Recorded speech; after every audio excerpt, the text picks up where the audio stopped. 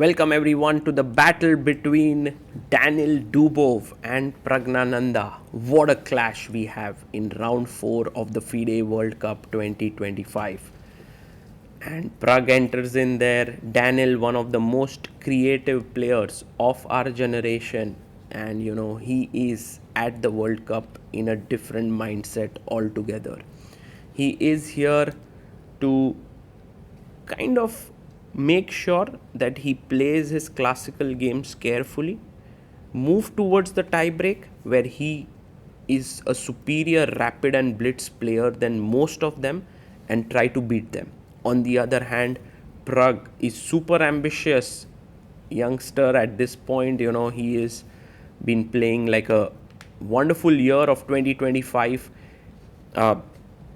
Top of the FIDE circuit, playing excellent classical chess, Grand Chess Tour and top events. So he will be trying to see that he can beat Dubov in classical time format, because even at the World Blitz 2025 that they played against each other in New York, it was Dubov who had won that game.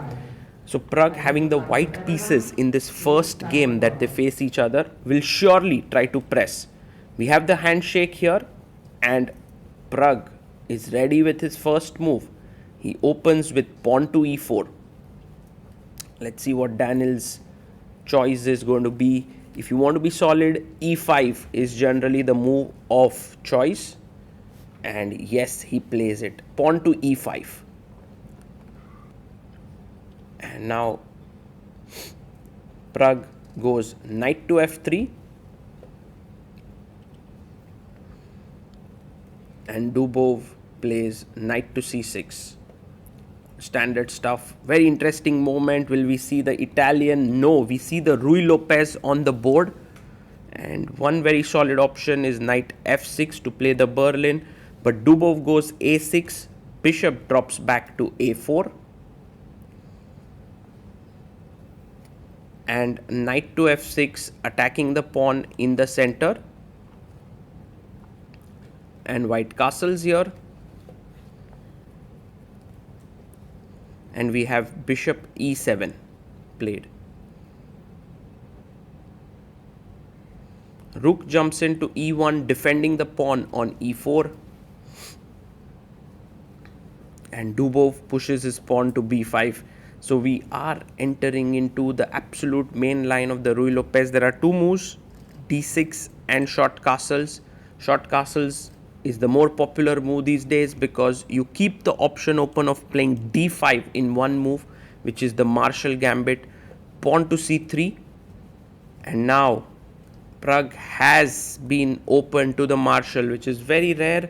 He plays d5, and you can see Dubov there very confident about Marshall, because guys, after knight takes d5, knight takes e5, takes rook e5. This is a very well-known system, but look at what Pragg does. Instead of inviting it, he goes h3. And this move is not very popular. By the way, he goes bishop b7.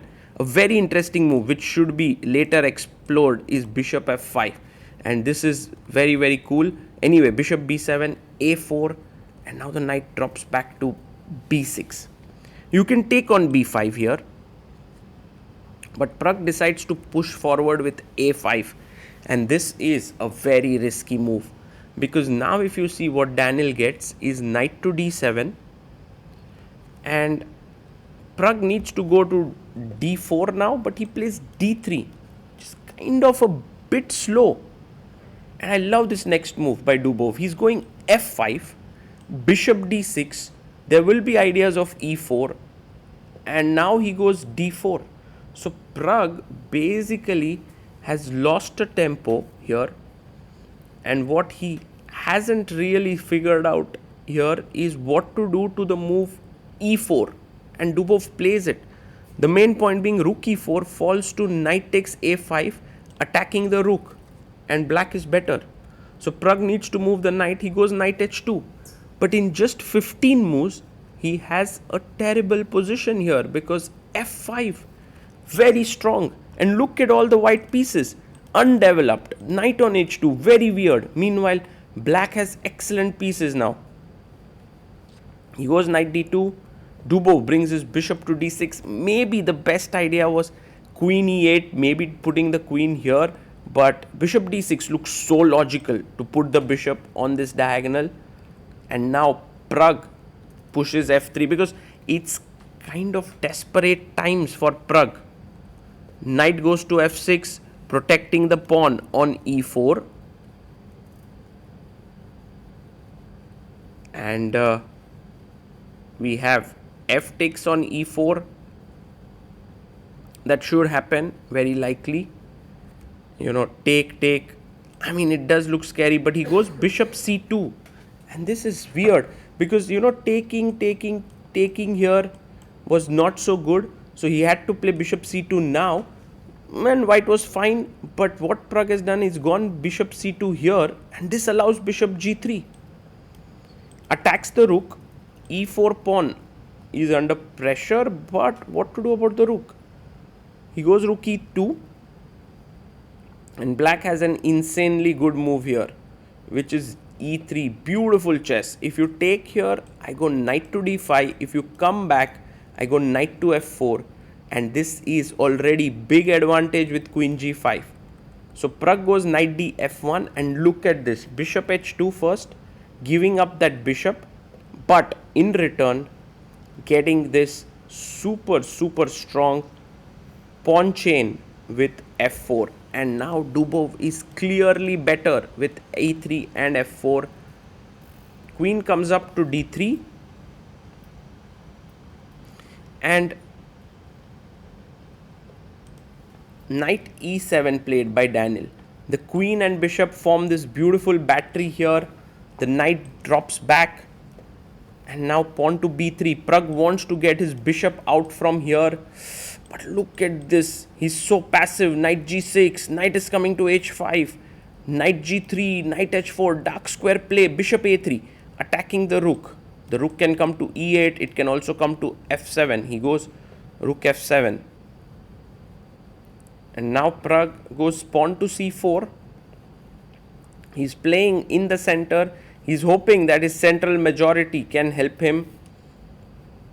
One of the things that the players don't know, that black has such a good position. They have no bar for themselves to assess this position. And now knight h5 is a great move for Daniil Dubov, coming to g3. But he goes bishop c8. He wants to perhaps get bishop to f5 eventually. But here white has an excellent move, knight g4. And with that move, what essentially happens is, because you go knight h5 to get bishop f5, I go knight e5. And you can't take the knight because there's a mate. Oh, Pragg finds it. Knight g4 on the board. And of course, Dubov wants to play knight h5. He plays it. Now knight e5, very important move. Get the knight into the center of the board. He plays it. And if rook f6, now there's an insane move, which is bishop e7. Queen e7, queen e4, attacking here and threatening this. And white is doing well. But Pragg doesn't spot this very strong tactic, bishop e7. And goes rook a d1. Big miss by Pragg. And now Dubov can be better here, because I still am amazed by this tactic here. Queen e6 was the best, queen a8, and the position is roundabout even. Rook d1, knight comes to g3, attacking the rook. Everything is back on track here for black. And now bishop f5, get that bishop in. And Dubov finds it, bishop to f5.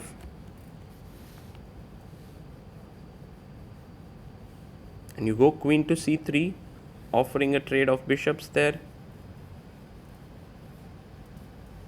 He takes, bishop takes c2. Queen takes on c2. Pragg has 3 minutes, Dubov 4 minutes, 8 more moves to go until move 40. And now knight h4 is a good idea. He plays queen e8, which is also a very, very good move. Daniil attacking beautifully here. Pragg brings his bishop back to b2. He would like to play d5 and open up the bishop here. Rook goes to d8.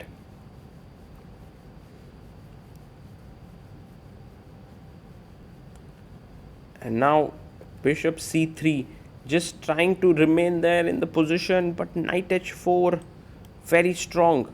He goes h5, taking away some back rank issues, maybe just taking away the square from the knight. He takes on g6, and now Dubov has a choice between taking with the queen, going into an endgame, or taking with the rook. Yes, taking with the rook makes a lot of sense. d5, Pragg opens up his bishop here.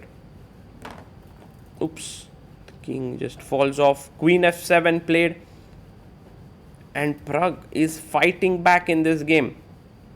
Rook to d4. The idea is rook f4, queen f4, and queen takes g6. So the rook would be hanging on g6. So Dubov goes rook to g5 in this position.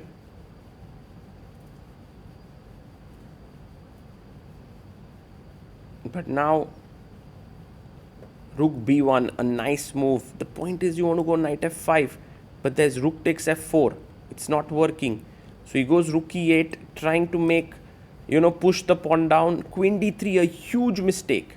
A huge mistake by Pragg, because now knight f5 takes, check. King takes, check, and you set this up. If king h1, king f1, knight check, and you lose. And if king h2, queen g3, and you lose. Can Dubov find it? No, he doesn't. He doesn't play knight f5, plays queen f5. Big moment missed there by Daniil Dubov. A winning chance. Queen f5, and now just take the queen. Praggnanandhaa gets another life. This World Cup has been something where Pragg has been a bit lucky for sure. Queen takes f5. And now if knight takes f5, there is rook takes f4 hanging. So you need to take back with the rook. But there's also some knight e2 business here. It takes on f5, which is 3 seconds left. 40 moves are done. And now Pragg goes rook b2 and offers a draw on move 41. Very smart choice by Praggnanandhaa here. And Dubov accepts it. Well, it's maybe fair to say that the position is equal here. And look at Dubov immediately telling Pragg, you had this move bishop e7, which was really, really cool to bring your bishop here. And look at Pragg's expression. He's like, what? Yes. It's amazing that Daniil spotted that tactic. But it's a pity that he did not spot that knight f5 move, or else he would have won this game. And there he says, instead of queen f5, knight f5. Maybe both of them had seen the winning opportunity, or maybe the best move for their opponent, but did not see it for themselves. And there you see Dubov shaking his head. Both players so strong, but when the time is low, anything can happen. And now with this draw, Daniil Dubov will get the white pieces to press a bit in game 2. It will be interesting. The match is very well poised. We will be back with the coverage of the second game. This is Sagar Shah signing off.